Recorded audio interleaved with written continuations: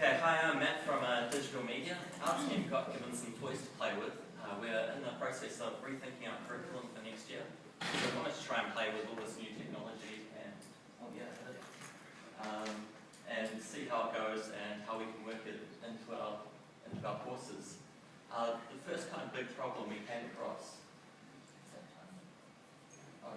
The first kind of big problem we came across was all our staff are pro Android.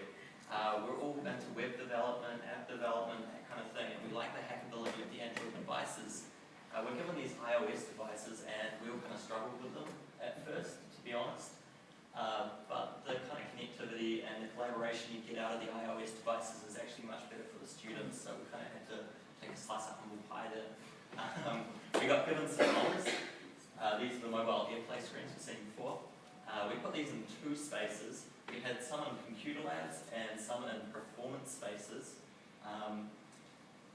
Ross from performance spaces here will talk about his success there. If you just hit play on that video there. Codec unavailable.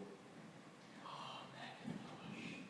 Okay, that video won't play because it's a PowerPoint, which is Microsoft obviously.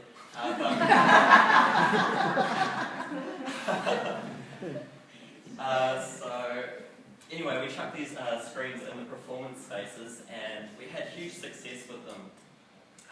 Students were able to grab their smart devices, film themselves and play back their performances on these big screens, which is pretty cool. In the computer labs we didn't have so much success because there's lots of chairs and computers and desks around, and we found students can push them around and move them.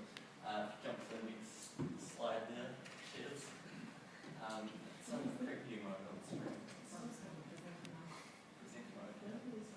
So you should use Microsoft products. So our kind of conclusion of the mods is this. The mods kind of work best in flocks, so we can get a lot of them together. The students take charge of them and they kind of share their ideas a bit better. They also work really well in open spaces, so you want to get those mods out roaming green pastures. Lastly, we had a play with social media. We tried Facebook before, quite successfully. We kind of liked that, but we were recommended to change up to Google+. So we gave that a go, and we found that the collaboration on there was a lot more meaningful than what you get out of Facebook, which is really good. And I think that just comes down to being able to kind of establish rules around that kind of environment, which you can't with Facebook.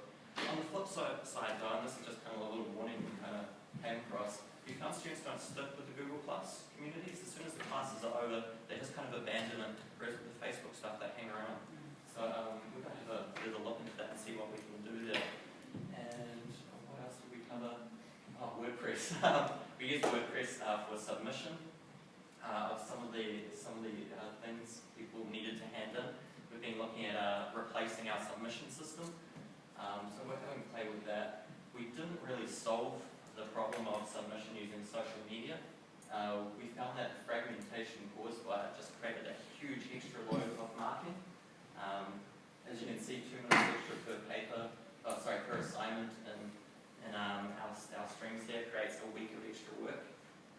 So it's quite a scary prospect to approach. So that's something we're still in the process of trying to figure out.